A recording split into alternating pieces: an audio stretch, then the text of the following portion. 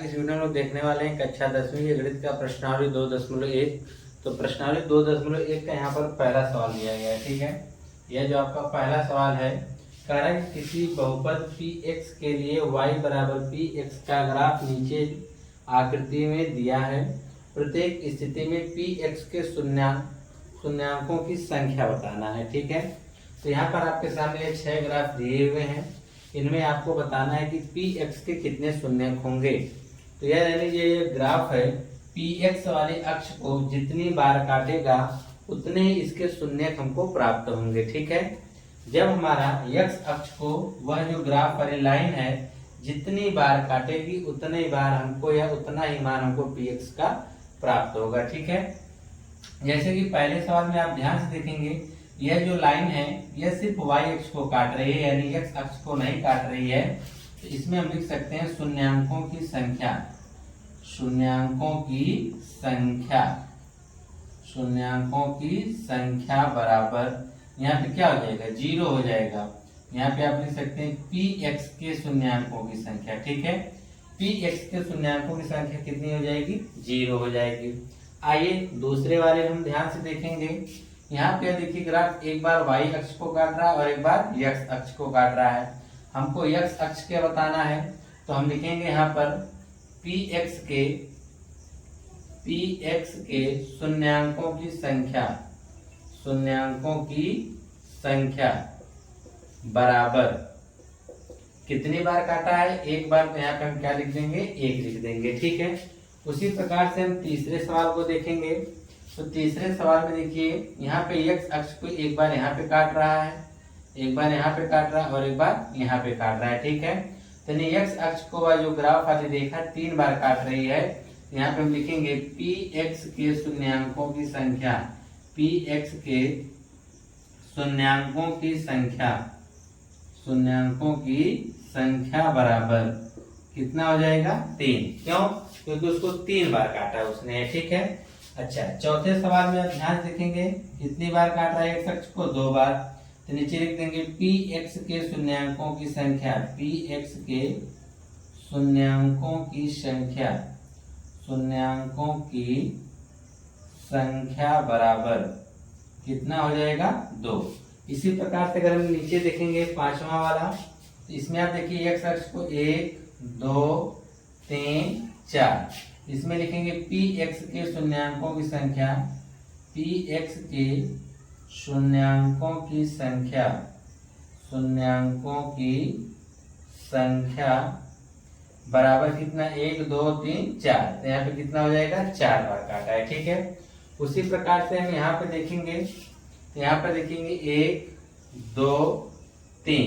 ठीक है, केवल 3 जगह पे काट रहा है। लिखेंगे px के शून्याङ्कों की संख्या, px के शून्याङ्कों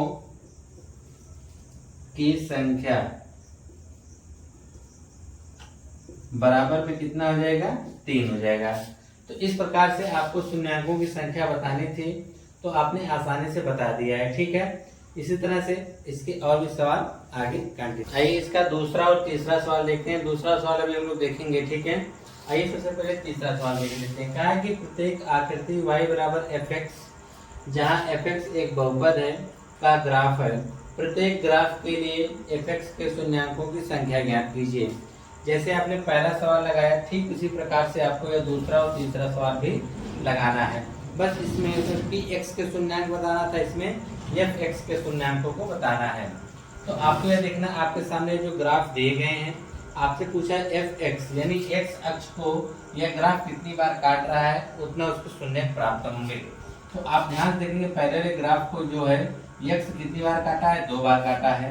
तो आप यहाँ पर लिख सकते हैं fx के शून्याङ्कों की संख्या, fx के शून्याङ्कों की संख्या बराबर, तो कितनी संख्या है, 2 है।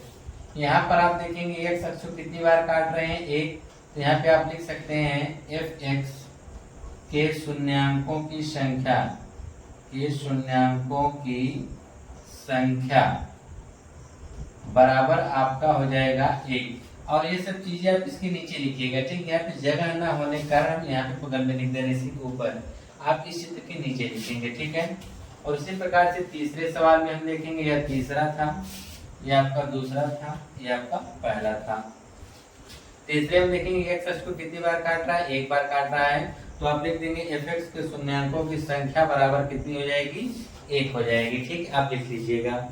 इसके बाद चौथे सवाल में क्या कहा है, चौथे सवाल में एक्स अक्ष को देखिए कितनी बार काट रहा है, 1 2 3। इसमें जो एफ एक्स के शून्यांकों की संख्या होगी, एफ एक्स के शून्यांकों की संख्या, शून्यांकों की संख्या बराबर जो वह कितने, 1 2 3 हो जाएगा, ठीक है। उसी प्रकार से जब हम पांचवें सवाल को देखेंगे तो 1 2 3 4, इसमें शून्यांकों की संख्या कितनी हो जाएगी, 4 हो जाएगी।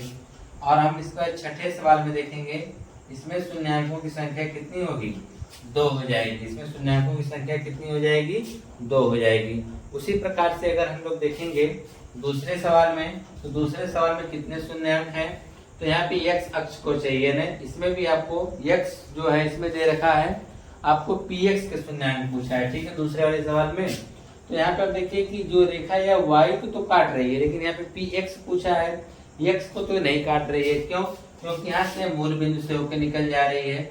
इसका मतलब हो जाएगा कि px के शून्यांकों की संख्या, px के शून्यांकों की संख्या बराबर कितनी हो जाएगी, 1 हो जाएगी, सॉरी 0 होगी, 1 नहीं, कितना होगी, 0, क्यों, क्योंकि यह मूल बिंदु से होकर जा रही है, ना किसी अक्ष से होकर जा रही है, ठीक है। इसलिए शून्यांकों की संख्या जो हमारे px बराबर क्या हो जाएगी, 0। तो इस प्रकार से आपने प्रश्नावली 2.1 को देखा। अब इसके